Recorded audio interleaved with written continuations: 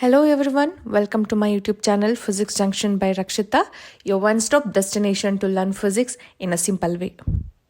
For more videos, please like, subscribe and share my YouTube channel. Let us begin with today's topic, electric field. What is electric field? A charged object creates an electric field in a space around it and other charge responds to that electric field. So, electric field is the region around an electrically charged object where it exerts force on other charged objects. And now let us learn how positive and negative charges in electric field. First, let us consider positive charge. Electric field around a positive charge will be directed radially outward from the charge. It means a positive charge creates a field that points away from it. And electric field around a negative charge, the electric field will be radially inwards. Means a negative charge creates a field that points towards it. Therefore, a positive charge placed in a field moves in the direction of the field and negative charge moves in opposite direction. We can see this direction of electric field in the given image. Then electric field strength. We can find out electric field strength at any point by electric force experienced by a charge.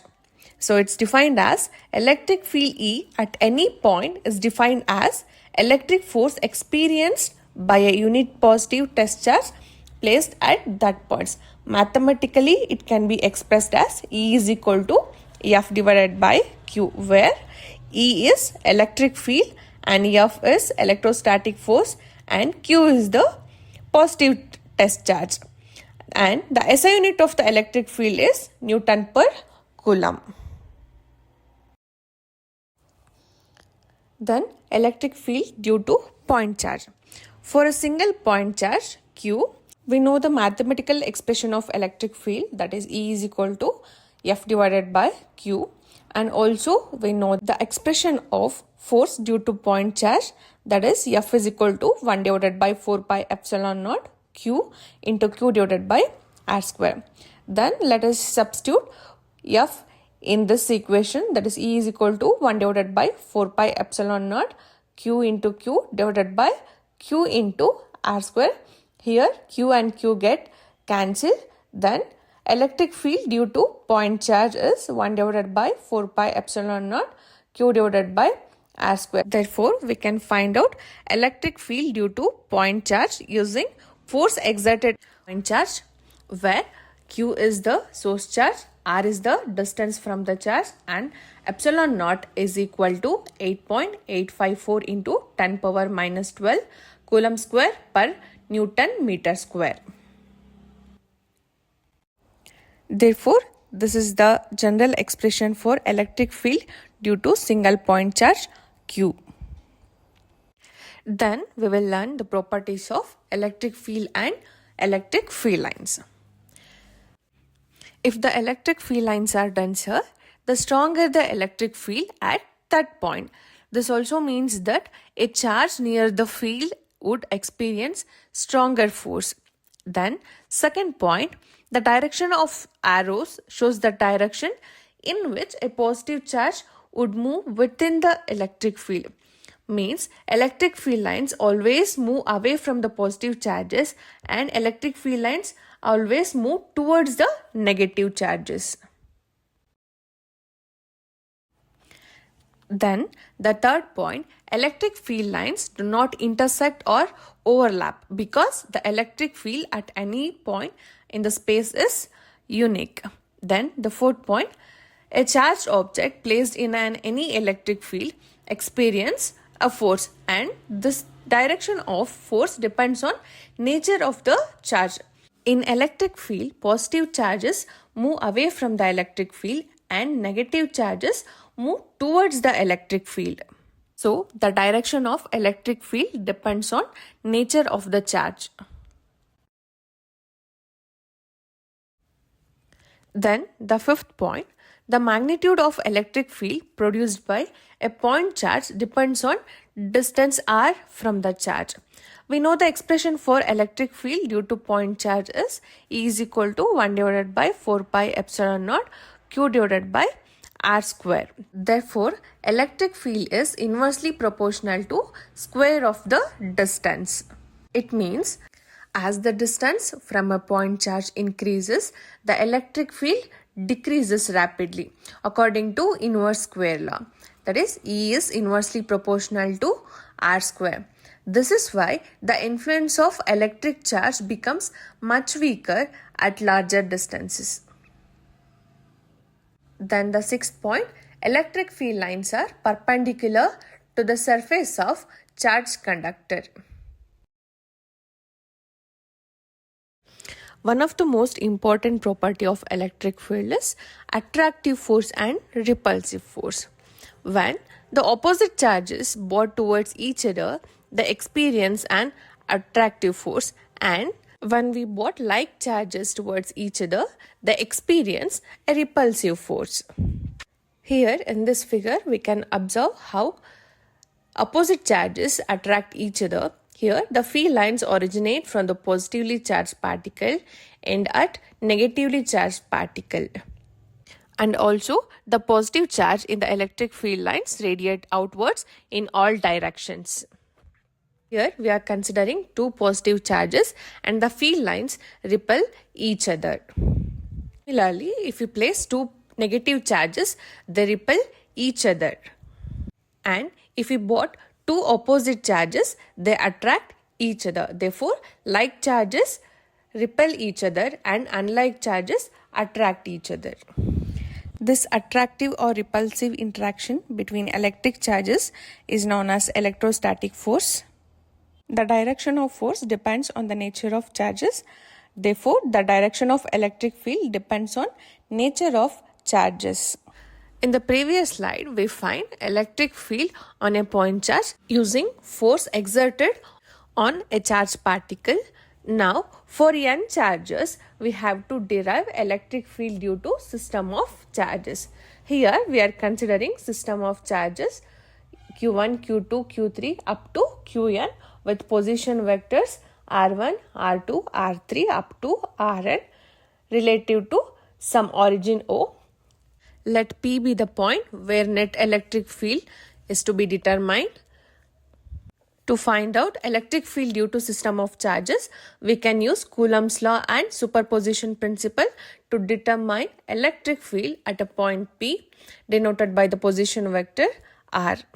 For the charge Q1, electric field at a point P is E1 is equal to 1 divided by 4 pi epsilon naught Q1 divided by R1 square into R1 cap, where R1 is the distance between Q1 and P and R1 cap is the unit vector from Q1 to P.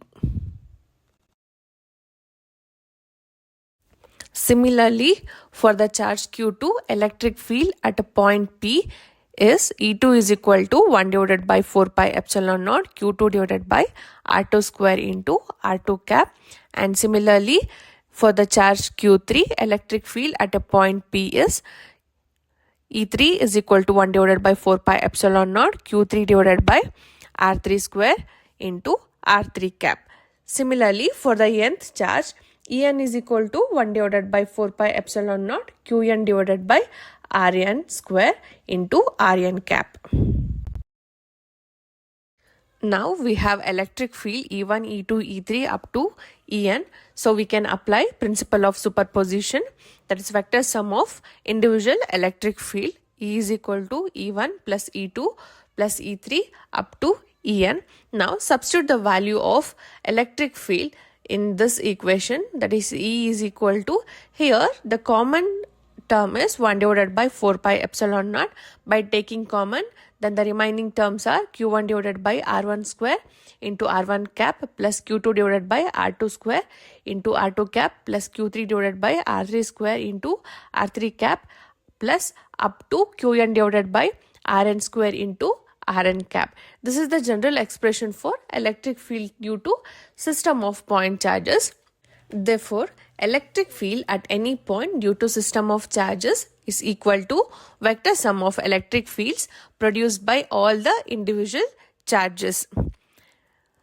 We can also write E net electric field is equal to 1 divided by 4 pi epsilon naught summation from I is equal to 1 to n Qi divided by Ri square into Ri cap. And also we can write it as summation I is equal to 1 to n into Ei vector. This is the expression for electric field due to system of point charges.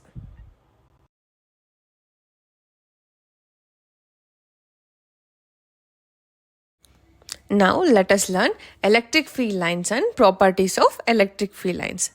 These are the lines of force, or electric field lines are the imaginary lines used to represent the direction and strength of the electric field around the charged objects.